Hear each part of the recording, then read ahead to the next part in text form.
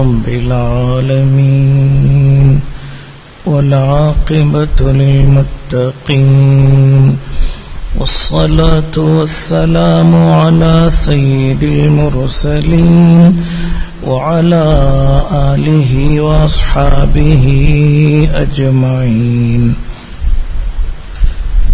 أما بعد فأعوذ بالله من الشيطان الرجيم. بسم الله الرحمن الرحيم.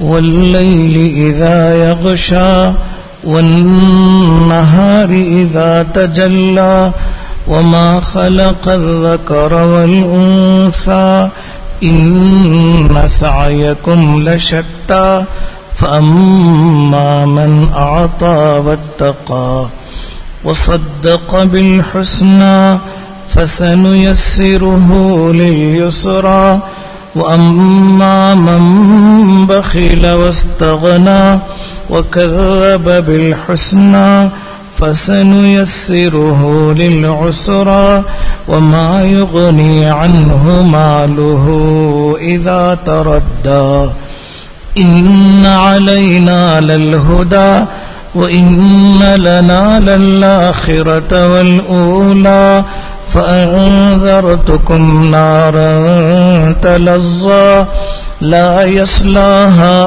إلا الأشقى الذي كذب وتولى وسيجنبها الأتقى الذي يؤتي ماله يتزكى وما لأحد عنده من نعمة تجزى إلا ابتغاء وجه ربه الأعلى ولسوف يرضى. صدق اللہ العظیم. شروع اللہ کے نام سے جو بے حد مہربان نہایت رحم والا ہے. قسم رات کی جب چھا جائے اور دن کی جب روشن ہو اور اس کی جو اس نے پیدا کیے نر اور مادہ. تمہاری کمائی طرح طرح پر ہے. سو جس نے دیا اور ڈرتا رہا اور سچ جانا بھلی بات کو تو اس کو ہم سہج سہج پہنچا دیں گے آسانی میں. اور جس نے نہ دیا اور بے پرواہ رہا اور جھوٹ جانا بھلی بات کو سو اس کو ہم سہج سہج پہنچا دیں گے سختی میں. اور کام نہ آئے گا اس کے مال اس کا جب گڑھے میں گرے گا. ہمارا ذمہ ہے راہ سمجھا دینا اور ہمارے ہاتھ میں ہے آخرت اور دنیا. سو میں نے سنا دی تم کو خبر ایک بھڑکتی ہوئی آگ کی. اس میں وہی گرے گا جو بڑا بدبخت ہے جس نے جھٹلایا اور منہ پھیرا. اور بچا دیں گے اس سے بڑے ڈرنے والے کو جو دیتا ہے اپنا مال دل پاک کرنے کو. اور نہیں کسی کا اس پر احسان جس کا بدلہ دے مگر واسطے چاہنے مرضی اپنے رب کی جو سب سے برتر ہے اور آگے وہ راضی ہوگا. بزرگان محترم، یہ سورۃ اللیل ہے، مکی ہے. کل 21 آیتیں ہیں. ترتیب کے اعتبار سے اس کا نمبر 92 پر 2 ہے. اس صورت میں بھی اللہ تعالی نے نیک اور برے شخص کا ذکر کیا ہے کہ نیک لوگوں کا انجام اچھا ہوگا، برے لوگوں کا انجام برا ہوگا. اللہ تعالیٰ ارشاد فرماتے ہیں واللیل اذا یغشا.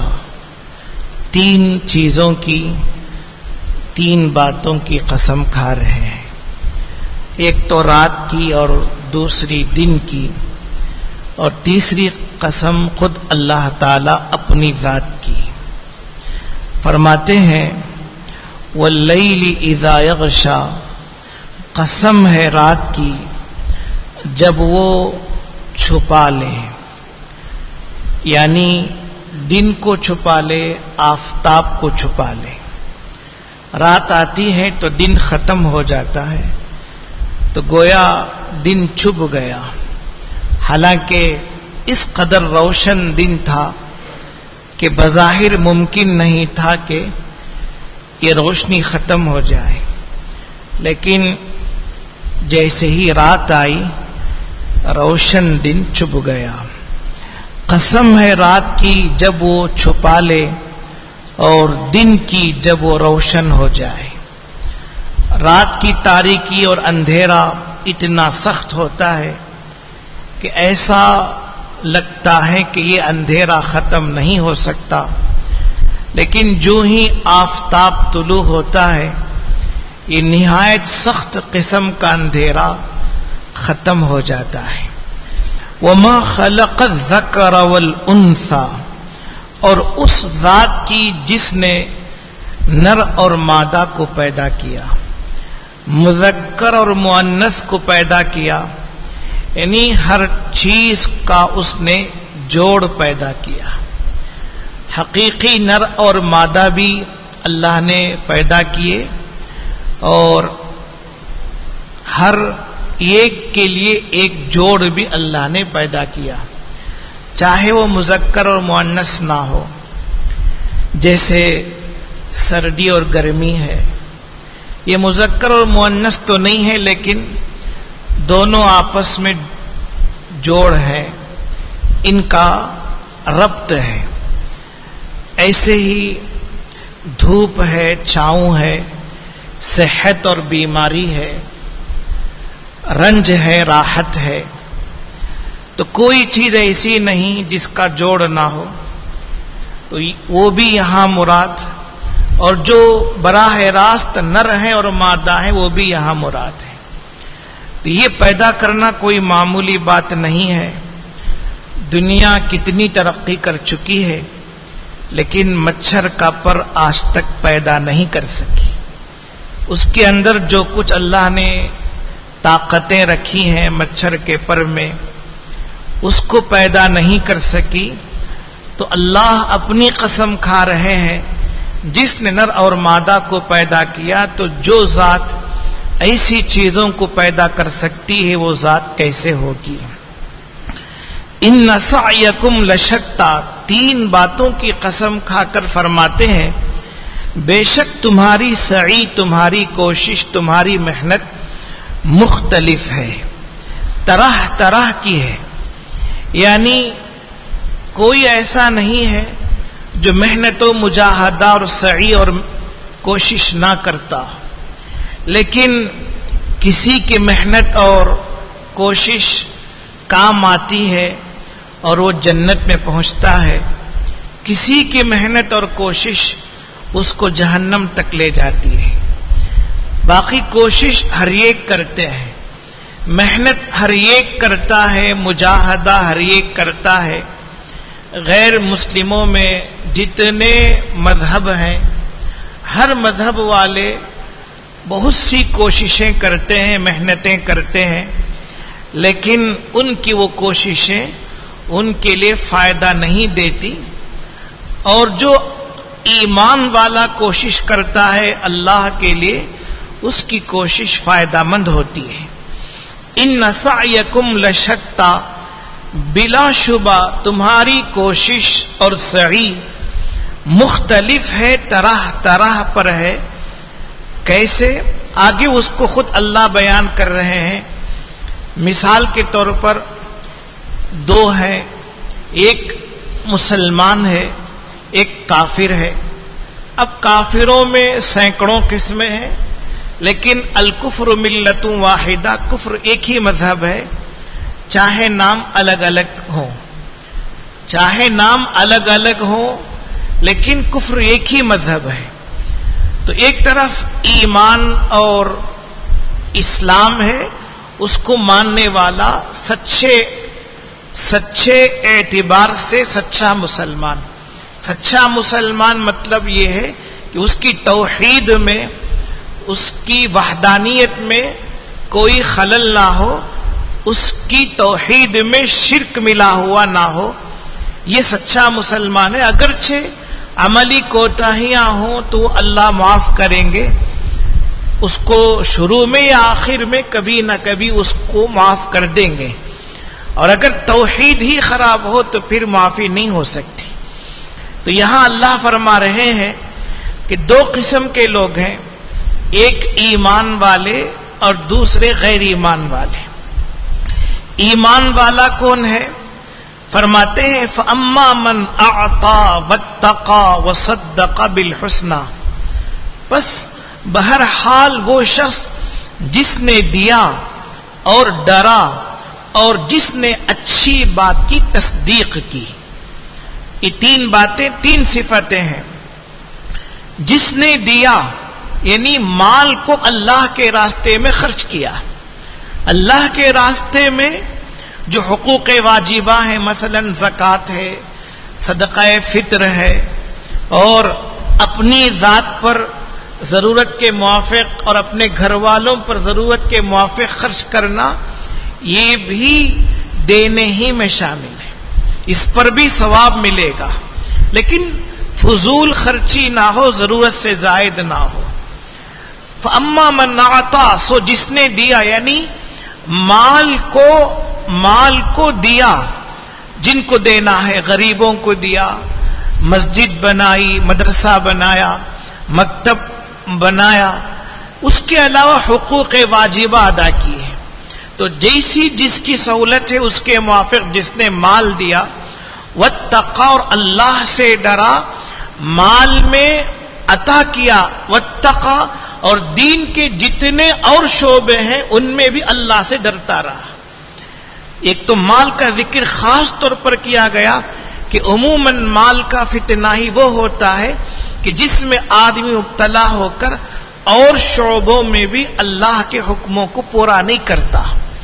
اس لیے پہلی بات، جس نے دیا، واتقى، اور اللہ سے ڈرا دین کے اور شعبوں میں، معاشرت میں، اخلاق میں، عبادات میں اور عقائد میں. وصدق بالحسنى، اور تصدیق کی، اچھی بات کی، اور اچھی بات کو بھلا جانا، اس کو سچا سمجھا، یعنی کلمہ طیبہ لا الہ الا اللہ محمد الرسول اللہ کو زبان سے بھی ادا کیا اور دل سے بھی اس کو سچا سمجھا، جس کو کہتے ہیں زبان سے اقرار کرنا اور دل سے تصدیق کرنا. وصدق بالحسنى فسنيسره لليسرى، سو ہم اس کو آہستہ آہستہ آسان کر دیں گے، آسانی کے لیے. آسان کر دیں گے آسانی کے لیے، یعنی اس کے لیے جنت کے اعمال آسان کرتے چلے جائیں گے. جنت کے اعمال اس کے لیے آسان کرتے چلے جائیں گے.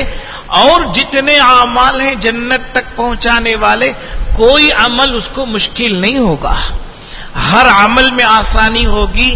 رات کے اندھیرے میں، سناٹے میں اور سخت بھاری نیند میں بھی 2 رکعت پڑھ لینا اس کے لیے کوئی مشکل کام نہیں ہوگا. جب یہ آسان ہوگا تو اور کام بھی اللہ اس کے حق میں آسان کریں گے. فَسَنُيَسِّرُهُ لِلْيُسْرَى، سو ہم اس کے لیے آہستہ آہستہ آسان کر دیں گے، یسرا کو یعنی عمل کو آسان بنا دیں گے. وَأَمَّا مَنْ بَخِلَ وَاسْتَغْنَى، یہ تو اہل ایمان مسلمان کے تعلق سے. آگے کہہ رہے ہیں دوسرا وہ شخص جو مسلمان نہیں ہے، غیر مسلم ہے، چاہے کوئی بھی مذہب ہو. وَأَمَّا مَنْ بَخِلَ، اور بہرحال وہ شخص جس نے بخل کیا، نہیں دیا، وَاسْتَغْنَى، اور اللہ سے بے پرواہی اختیار کی. وَاسْتَغْنَى، منہ موڑا، بے پرواہی اختیار کی. وَأَمَّا مَنْ بَخِلَ، اور بہرحال وہ جو بخل کیا، یعنی حقوق واجبہ بھی نہیں ادا کی. زکوٰۃ، صدقہ فطر اپنے اوپر اور بال بچوں پر خرچ کرنے کا جو حکم ہے، اور کمزور رشتہ داروں پر، اس طریقے سے جو حقوق واجبہ ہیں ان کو بھی ادا نہیں کیا. وَأَمَّا مَنْ بَخِلَ، اور مال کو اپنا سمجھا، جیسے قارون نے سمجھا، قارون نے کہا جب حضرت موسیٰ علیہ السلام نے اس کو نصیحت کی، حضرت موسیٰ علیہ السلام کی بات کتنی پیاری ہے، فرمایا احسن کما احسن اللہ الیک، اے قارون جیسے مال اللہ نے تجھے دیا تو اللہ کی مخلوق کو دے۔ کیا جواب دیا؟ اس نے کہا انما اوتیتہ علی علم عندی، مال مجھے اللہ نے نہیں دیا بلکہ میرے ہنر پر، میرے کمال پر خود مال مجھے ملا ہے۔ مال کا مجھے ملنا میرے اس لائق ہونے کی وجہ سے، کسی کا میرے اوپر احسان نہیں، تو اللہ نے زمین میں دھسا دیا۔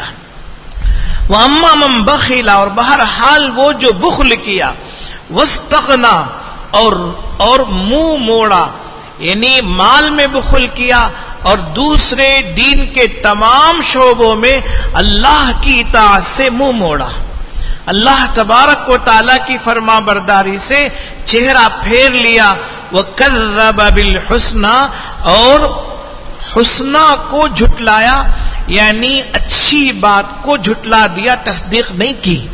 کلمہ لا الہ الا اللہ محمد الرسول اللہ کو نہ دل سے اس کی تصدیق کی، نہ زبان سے اس کا اقرار کیا۔ وَكَذَّبَ بِالْحُسْنَى، دونوں باتیں نہیں ہوئی۔ فَسَنُيَسِّرُهُ لِلْعُسْرَى، اللہ کہہ رہے ہیں بس ہم اس کو آہستہ آہستہ عسرہ کے لیے آسانی پیدا کریں گے۔ عسرہ یعنی سختی، تنگی اور پریشانی کے لیے اس کو آسانی کر دیں گے، یعنی اعمال جہنم اس کے حق میں آسان ہو جائیں، اور اعمال جہنم کے اعمال آسان ہو کر اس قدر آسان ہو جائیں گے کہ اس کے لیے بالآخر عسرہ یعنی تنگی، سختی، پریشانی جہنم کی ہمیشہ کے لیے ہو جائے گی۔ تو یہ دو باتیں اللہ کہہ رہے ہیں، ایک تو فَأَمَّا مَنْ أَعْطَىٰ وَاتَّقَىٰ وَصَدَّقَ بِالْحُسْنَىٰ، جس کے اندر یہ تین خوبیاں ہیں اس کے لیے جنت کے اعمال آسان ہو جائیں گے، اور جس میں یہ تین برائیاں ہیں بخل، استغنا، تکذیب، اس کے لیے جہنم کے اعمال آسان ہو جائیں گے۔ پہلے جنت کے اعمال آسان ہو کر وہ جنت میں پہنچے گا، بعد والے کو جہنم کے اعمال آسان ہو کر وہ جہنم میں پہنچے گا۔ جو جس رخ پر چلنا چاہے گا اس کے لیے وہ اعمال آسان ہو جائیں گے۔ چنانچہ ہم دیکھتے ہیں جو متقی ہوتا ہے اس کے لیے برا عمل بہت شاق گزرتا ہے، دشوار ہوتا ہے، پریشان ہوتا ہے، اور جو فاجر و فاسق ہوتا ہے، کافر ہوتا ہے، اس کے لیے نیک عمل اسی قدر مشکل ہوتا ہے، شاق گزرتا ہے، دشوار ہوتا ہے۔ یہ دلیل ہے کہ اس کے حق میں جنت کے اعمال آسان ہو گئے، اس کے حق میں جہنم کے اعمال آسان ہو گئے۔ جو جس رخ پر چلنا چاہے اللہ اس کو اس رخ پر چلا دیتے ہیں، اسی رخ پر چل کر جو جنتی ہوتا ہے وہ جنت میں جاتا ہے، جو جہنمی ہوتا ہے وہ جہنم میں جاتا ہے۔ حدیث میں بھی ہے، اللہ کے پیغمبر صلی اللہ علیہ وسلم نے فرمایا اعملوا فکل میسر لما خلق لہ، آپ نے فرمایا عمل کرنے والوں عمل کرتے رہو، عمل کرنے والوں عمل کرتے رہو، ہر ایک کو اس کا وہ عمل آسان کر دیا گیا ہے جس کے لیے وہ پیدا کیا گیا ہے۔ جنت کے لیے پیدا کیا گیا ہے تو اس کے لیے جنت والے اعمال آسان ہیں، اور اگر جہنم کے لیے پیدا کیا گیا ہے تو جہنم والے اعمال آسان ہیں۔ اس لیے اللہ کے نبی علیہ الصلوۃ والسلام نے فرمایا عمل کرتے رہو، عمل کرتے رہو، عمل سے ہاتھ مت کھینچو، ہر ایک کو اس کے لیے وہ عمل آسان کر دیا گیا جس کے لیے وہ پیدا کیا گیا ہے۔ آگے فرماتے ہیں وَمَا يُغْنِي عَنْهُ مَالُهُ إِذَا تَرَدَّى، یعنی دوسرا شخص جو بخیل ہے، جس نے بخل کیا اور اللہ کے حکم سے منہ موڑا اور اچھی بات کی، کلمہ طیبہ کی تصدیق نہیں کی، دل سے تصدیق نہیں کی، زبان سے قرار نہیں کیا، تو اس کے لیے ہم مشکلات آسان کر دیتے ہیں، یعنی جہنم والے اعمال آسان کر دیتے ہیں۔ آگے اللہ کہتے ہیں جس مال کو وہ اللہ کے راستے میں نہیں دیا اس کا وہ مال اس کے کچھ کام نہیں آئے گا۔ اس کا وہ مال زیادہ سے زیادہ جب تک اسے جان ہے اور وہ زندہ ہے کام آ سکتا ہے، اس کے بعد اس کا وہ مال بالکل کام نہیں آئے گا. وما یغنی عنہ مالہ، اور کام نہ آئے گا اس کا مال اذا تردى، جب وہ گڑھے میں گرے گا. گڑھے میں گرے گا یعنی قبر کے گڑھے میں گرے گا اور جہنم کے گڑھے میں گرے گا، دونوں گڑھے یہاں مراد ہیں. جب وہ گڑھے میں جا گرے گا تو اس کا وہ مال جس کی وجہ سے، جس کی محبت میں اس نے بخل کیا تھا، وہ مال اس کے بالکل کام نہیں آئے گا. تو پھر اس مال کے بلبوتے پر اللہ کو بھول جانا اور اپنی حقیقت بھول جانا، یہ عقل مندی نہیں ہو سکتی. یہی بات اللہ یہاں فرما رہے ہیں. ان علینا للہدی، آگے اللہ کہہ رہے ہیں بلا شبہ ہماری ذمہ داری ہے راستہ بتانا. راستہ بتانا جیسے اللہ نے اس سے پہلے فرمایا وَهَدَيْنَاهُ النَّجْدَيْنِ، اور ہم نے دونوں راستے دکھا دیے، خیر کا راستہ اور شر کا راستہ. یہاں بھی اللہ کہہ رہے ہیں بلا شبہ ہماری ذمہ داری ہے راستہ بتانا. اسی لیے اللہ نے پیغمبر کو نازل کیا، کتاب نازل کی، اور پیغمبر سمجھاتے رہے اور معجزات پیش کرتے رہے. ایسا نہیں ہے کہ صرف یہ کہہ دیا گیا کہ تم خود خیر کا راستہ تلاش کرو اور تم جنتی ہو جاؤ، اور تم خود شر کا راستہ تلاش کرو جہنمی ہو جاؤ. یہ نہیں ہے، بلکہ اللہ نے ذمہ داری لی اور اس کے موافق اللہ نے سمجھایا بھی کہ جنت والے اعمال کون ہیں. پیغمبر آئے، کتاب نازل کی گئی اور بہت سمجھایا گیا. اس کے بعد اختیار دے دیا گیا، جو چاہے آئے، جو چاہے نہ آئے، جو آئے گا اس کا بھلا ہوگا، جو نہیں آئے گا اس کا برا ہوگا. ان علینا للہدی وان لنا للآخرۃ والأولی، اور آگے فرمایا راستہ بتانا اور سیدھا راستہ دکھانا ہمارے ذمہ ہے. اگر کوئی نہ مانے تو اس کے لیے یہ بات بہت اہم ہے، وہ سمجھے کہ ہمارے ہی قبضے میں آخرت بھی اور دنیا بھی. وَإِنَّ لَنَا، لہذا جو مانے گا اسے جزا یعنی نیک بدلہ دیا جائے گا، جنت دی جائے گی. اور جو نہیں مانے گا اور اچھے راستے سے بھٹک جائے گا اس کے لیے سزا ہے، جہنم میں اس کو ڈالا جائے گا. کیوں؟ کیسے؟ آخرت بھی ہمارے قبضے میں ہے اور دنیا بھی ہمارے قبضے میں ہے. اس لیے اللہ صاحب بتا رہے ہیں وَإِنَّ لَنَا لَلْآخِرَةَ وَالْأُولَى، اور بلا شبہ ہمارے ہی ہاتھ میں ہے آخرت اور دنیا، لہذا ہم جزا اور سزا کے مالک ہیں. نیک ہے تو اچھا بدلہ اور جزا دیں گے، برا ہے تو برا بدلہ اور سزا دیں گے. فَأَنذَرْتُكُمْ نَارًا تَلَظَّىٰ، اللہ فرما رہے ہیں سو میں نے تم کو ایسی آگ سے ڈرایا ہے جو بھڑک اٹھتی ہے، بھڑک اٹھتی ہے. یعنی معمولی آگ نہیں ہے کہ وہ بھڑکے اور پھر ختم ہو جائے. یہ وہ آگ ہے کہ جو مسلسل بھڑکتی رہتی ہے اور یہ آگ دہکتی رہتی ہے. اللہ فرما رہے سو میں نے تم کو ڈرایا ہے نبی کی زبان سے اور اللہ کتاب نازل کر کے اس کے ذریعے سے بے شمار کائنات میں اپنی قدرت کے مناظر اور مظاہر پیدا کر کے اللہ نے ڈرایا ہے. فَأَنذَرْتُكُمْ، سو میں نے تم کو ڈرایا ہے نارن تلظا، ایسی آگ سے جو بھڑکتی ہے دہکتی ہے. لا يصلاها الا الاشقى الذي كذب وتولى، نہیں داخل ہوگا اس میں مگر وہ بڑا بدبخت جس نے جھٹلایا اور منہ پھیرا. فرما رہے لا يصلاها، میں نے اس آگ سے ڈرایا ہے جو بھڑکتی ہے دہکتی ہے، اس میں کون داخل ہوگا؟ فرما رہے نہیں داخل ہوگا اس میں مگر وہ بڑا بدبخت جو جھٹلایا ہے اور منہ پھیرا ہے. جس نے جھٹلایا، کلمہ طیبہ کو جھٹلایا، عقائد کو جھٹلایا، ایمان کو جھٹلایا، اور وتولا، اور عمل سے منہ پھیر لیا، عمل نہیں کیا، استغنا برتا. یہ دو باتیں ظاہر سی بات ہے، یہ دونوں باتیں کافر و مشرک ہی میں ہو سکتی ہے، مسلمان میں یہ باتیں نہیں ہیں۔ ہاں وہ مسلمان جو گنہگار ہو، فاسق و فاجر ہو، اگر اللہ تبارک و تعالی کے حضور مرنے سے پہلے سچی توبہ کر لے، توبہ قبول ہو جائے تو جہنم میں داخل نہیں کریں گے، اور اگر اللہ تعالیٰ دنیا میں توبہ قبول نہ کرے، ہو سکتا ہے سفارش سے اس کا مسئلہ حل ہو جائے، سچی سفارش سے ہو سکتا ہے اللہ اپنی رحمت سے معاف کر دے، اور اگر یہ دونوں باتیں نہ ہوں تو تیسری بات یہ ہے کہ جہنم میں تو اس کو ڈالا جائے گا لیکن ہمیشہ کے لیے نہیں، ہمیشہ کے لیے صرف کافر و مشرک ہی ڈالے جائیں گے اور منافق ہی ڈالے جائیں گے۔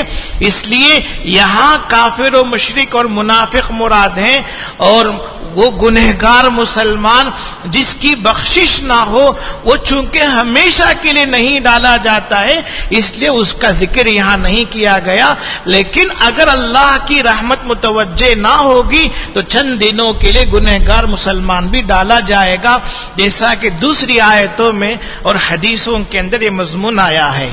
لا یصلاھا الا الاشقى الذی کذب وتولی، نہیں داخل ہوگا اس میں مگر وہ بڑا بدبخت جس نے جھٹلایا اور منہ پھیرا۔ آگے فرماتے ہیں وَسَيُجَنَّبُهَا الْأَتْقَى، اور اس دہکتی ہوئی بھڑکتی ہوئی آگ سے بچایا جائے گا بڑے ڈرنے والے کو۔ اتقا متقی پرہیزگار، اتقا بڑا پرہیزگار، بہت بڑا پرہیزگار، بڑے پرہیزگار کو بچایا جائے گا۔ ظاہر سی بات ہے بچانے والے اللہ ہیں، تو مطلب یہ ہوا اللہ یہ کہہ رہے ہیں جو بڑا پرہیزگار ہے اس کو ہم بچائیں گے جہنم میں گرنے سے، جہنم میں داخل ہونے سے، بلکہ جہنم کی ہوا تک نہیں لگے گی اور جہنم کو وہ دیکھ بھی نہیں پائے گا، یوں اللہ تبارک و تعالی اسے جنت میں داخل کر دیں گے۔ وہ بڑا متقی کون ہے، بڑا پرہیزگار کون ہے؟ فرماتے ہیں الذی یؤتی مالہ یتزکا، جو اپنا مال دیتا ہے اپنے آپ کو پاک و صاف کرنے کے لیے، یعنی اپنے دل سے جو بیماریاں ہیں ان بیماریوں کو، مال کی محبت وغیرہ جو بیماریاں ہیں ان بیماریوں کو دور کر کے اپنے آپ کو، دل کو پاک کرنے کے لیے اپنا مال دیتا ہے۔ الذی یؤتی مالہ یتزکا، بہت بڑا متقی وہ ہے جو اپنا مال دیتا ہے یتزکا، پاک ہونے کے لیے، پاکی حاصل کرنے کے لیے۔ کیوں دیتا ہے؟ دینا یا تو اپنے فائدے کے لیے ہوتا ہے، یا تو اپنے فائدے کے لیے، یا کبھی اس لیے دینا ہوتا ہے کہ جس کو ہم دے رہے ہیں اس کا ہم پر احسان ہے، لہذا ہم احسان کا بدلہ دے رہے ہیں۔ یہ دو تو دنیاوی مقصد ہیں۔ ایک تیسرا دینا ہوتا ہے کہ کوئی غرض نہیں، اپنا دنیاوی فائدہ نہیں، اور جس کو دے رہے ہیں اس کا کوئی احسان بھی نہیں ہے، بس اس لیے دیتا ہے کہ اللہ راضی ہو جائے، اللہ راضی ہو جائے، اور کوئی غرض نہیں اور کوئی مقصد نہیں۔ یہی بات اللہ کہہ رہے ہیں بہت بڑا متقی وہ ہے جو اپنا مال دیتا ہے دل کو پاک کرنے کے لیے۔ وَمَا لِأَحَدٍ عِندَهُ، اور نہیں ہے اس پر کسی کا احسان جس کا وہ بدلہ دے رہا ہو، کوئی احسان کسی کا اس پر نہیں ہے کہ وہ اس کا بدلہ دے رہا ہو، بدلہ دیا جا رہا ہو، بلکہ إِلَّا ابْتِغَاءَ وَجْهِ رَبِّهِ الْأَعْلَىٰ، صرف اور صرف اس لیے دے رہا ہے کہ اس کا پروردگار اعلیٰ خوش ہو جائے، اس کا رب تبارک و تعالی، اس کا رب اعلیٰ خوش ہو جائے، اس کی رضامندی کے لیے دیتا ہے، اور کوئی اس کا مقصد نہیں ہے۔ یہ کمال اخلاص کی دلیل ہے۔ کمال اخلاص اپنی غرض کے لیے دینا کوئی معنی نہیں رکھتا ہے، لیکن کوئی احسان کیا ہے اس لیے دے رہا ہے تو یہ بھی اچھا کام ہے۔ علماء لکھتے ہیں اس پر بھی ثواب ملے گا۔ احسان کیا ہے، احسان کا بدلہ دے رہا ہے، احسان فراموش نہیں ہے تو اس پر بھی ثواب ملے گا، لیکن یہ کامل اخلاص نہیں ہے۔ کمال اخلاص اور کامل اخلاص یہ ہے کہ کوئی غرض ہے ہی نہیں، بس اللہ کے لیے دے رہا ہے اور کسی کا اس پر احسان نہیں ہے، بس رب تبارک و تعالی پروردگار اعلی راضی ہو جائے۔ ایک کامل اخلاص کی دلیل ہے، خود اللہ اس کو بہت شان سے ذکر کر رہے ہیں، صرف اپنے رب اعلی کو راضی کرنے کے لیے دیتا ہے اور کوئی اس کا مقصد نہیں ہے۔ وَلَسَوْفَ يَرْضَى، تو یہ تو اللہ کہہ رہے ہیں کہ ایسے شخص کو جہنم سے بچانا ہماری ذمہ داری ہے، ہم اسے جہنم سے بچائیں گے۔ وَسَيُجَنَّبُهَا، اس کو ہم جہنم سے بچائیں گے۔ آگے وَلَسَوْفَ يَرْضَى، اور اس کو اس قدر نعمتوں سے نوازیں گے جیسے ہم اس سے خوش ہوئے تھے وہ ہم سے خوش ہو جائے گا۔ وَلَسَوْفَ يَرْضَى، اور وہ ضرور ہم سے خوش ہو جائے گا، اتنی نعمتوں سے ہم اس کو نوازیں گے۔ یہ ہے اللہ تبارک و تعالی بہت اونچا تذکرہ کر رہے ہیں، اور جو بھی اس کا مصداق بن جائے، اللہ ہمیں مصداق بنائے، وہ اس میں داخل ہے۔ لیکن تمام مفسرین کہتے ہیں یہ آیت کریمہ حضرت سیدنا ابوبکر صدیق رضی اللہ عنہ کی شان میں نازل ہوئی، حضرت ابوبکر صدیق رضی اللہ عنہ کی شان میں نازل ہوئی، خاص طور پر حضرت ابوبکر مراد ہے، اور جو ان کی صفت اپنا لے ظاہر سی بات ہے وہ بھی مراد ہوں گے، لیکن قرآن اور اللہ جس کا نام لے کر کہہ رہے ہیں اشارے سے سیدنا صدیق اکبر مراد ہے۔ حضرت ابوبکر رضی اللہ عنہ، ان کی یہ بہت اچھی اور نیک عادت تھی کہ جب مکۃ المکرمہ میں ہمارے پیغمبر صلی اللہ علیہ وسلم نے نبوت کا اعلان کیا تو جو قریش تھے، بڑے لوگ تھے، ان پر تو کوئی ہاتھ نہیں ڈال سکتا تھا، براہ راست ستا نہیں سکتے تھے، لیکن بہت سے غلام مسلمان ہوئے۔ حضرت بلال غلام تھے، حضرت صہیب غلام تھے، اور ایسے بہت سارے غلام مسلمان ہو گئے، اور کمزور لوگ بھی مسلمان ہوئے۔ تو خصوصاً جو غلام لوگ تھے ان کو ان کے آقا بہت ستاتے تھے، بہت زیادہ ظلم ہوتا تھا، اور حضرت ابوبکر رضی اللہ عنہ ایک موقع پر ایسے 7 غلاموں کو چھڑائے ہیں، 7 غلاموں کو بہت بڑا مال خرچ کر کے آزاد کیے ایک ساتھ، اور اس کے علاوہ مختلف موقعوں پر ایک ایک غلام کر کے چھڑاتے رہتے تھے اور آزاد کرتے رہتے تھے۔ کتنا بڑا احسان کہ اللہ کو یہ ادا اتنی پسند آئی کہ اللہ ان کا ذکر کر رہے ہیں۔ حضرت ابوبکر کے والد تھے ابو قحافہ، وہ ایک مرتبہ کہنے لگے ابو بکر اگر تم غلام اپنے مال سے آزاد کرنا ہی چاہتے ہو اور غلاموں کو چھڑانا ہی چاہتے ہو تو کم از کم مضبوط اور جوان اور طاقتور غلاموں کو آزاد کیا کرو تاکہ یہ تمہارے آئندہ چل کر کام آئیں، تمہارے دشمن کے مقابل تمہارے مددگار ہو جائیں۔ ان کے والد نے مشورہ دیا، حضرت ابوبکر نے صاف فرمایا میں اپنے فائدے کے لیے غلام کو آزاد کرتا ہی نہیں، مجھے اپنا فائدہ مقصود ہی نہیں، مد نظر ہی نہیں، میں تو اللہ کے لیے کرتا ہوں، اس لیے جو کمزور ہیں اور ان کا کوئی پرسان حال نہیں ہوتا ہے ایسے غلاموں کو حضرت ابوبکر آزاد کیا کرتے تھے۔ تو اللہ تبارک و تعالیٰ کو یہ ادا بہت پسند آئی، اس لیے اللہ تبارک و تعالیٰ اس قدر واضح اشارہ کر رہے ہیں۔ ایک تو حضرت ابوبکر کے بارے میں کہہ رہے ہیں اتقا، اب ابوبکر معمولی متقی نہیں، بہت بڑے متقی تھے، یہ وہ سند دے رہے ہیں جو بخشش کرنے والے ہیں۔ اور کیا چاہیے حضرت ابوبکر کے بارے میں؟ اتقا، معمولی متقی نہیں، بہت بڑے متقی، بہت بڑے پرہیزگار ہیں۔ ایک تو یہ خوشخبری، دوسری خوشخبری وَلَسَوْفَ يَرْضَى، ابوبکر کو ہم اتنا دیں گے کہ وہ راضی ہو جائیں گے، یہ نعمتوں کے بارے میں۔ تو پہلی خوشخبری جہنم سے آزادی کی اور بڑے متقی ہونے کی، دوسری خوشخبری کہ نعمتوں سے اس قدر نوازیں گے کہ جیسے ہم دنیا میں ابوبکر سے راضی ہوئے آخرت میں ابوبکر ہم سے راضی ہو جائیں گے۔ وَلَسَوْفَ يَرْضَى، تو یہ بہت بڑی شان ہے سیدنا صدیق اکبر کی۔ اور آگے سورہ والضحیٰ ہے، سورہ والضحیٰ میں دیکھیے 5ویں آیت وَلَسَوْفَ يُعْطِيكَ رَبُّكَ فَتَرْضَىٰ وَلَسَوْفَ، اے پیغمبر ہم آپ کو اس قدر دیں گے کہ آپ راضی ہو جائیں گے۔ مفسرین لکھتے ہیں آگے سورہ ضحیٰ میں اللہ اپنے پیغمبر سے کہہ رہے ہیں کہ ہم آپ کو اتنا دیں گے، نوازیں گے، آپ راضی ہو جائیں گے، ایسے ہی ہم یار غار آپ کے دست راز کو اتنا دیں گے جیسے آپ راضی ہوں گے آپ کے خاص دوست بھی راضی ہو جائیں گے، خلیفہ راشد سیدنا صدیق اکبر بھی راضی ہو جائیں گے۔ یہ نبوت کا عکس ہے، اس کا سایہ ہے جو سیدنا صدیق اکبر رضی اللہ عنہ پر پڑا ہے کہ حضرت ابو بکر اپنی جسمانی اور مالی خدمت سے اللہ کے نبی سے کبھی الگ نہیں ہوئے۔ اسی لیے اللہ کے نبی نے فرمایا کہ غار ثور میں میرے ساتھ تھے، حوض کوثر میں بھی ابو بکر میرے ساتھ ہوں گے۔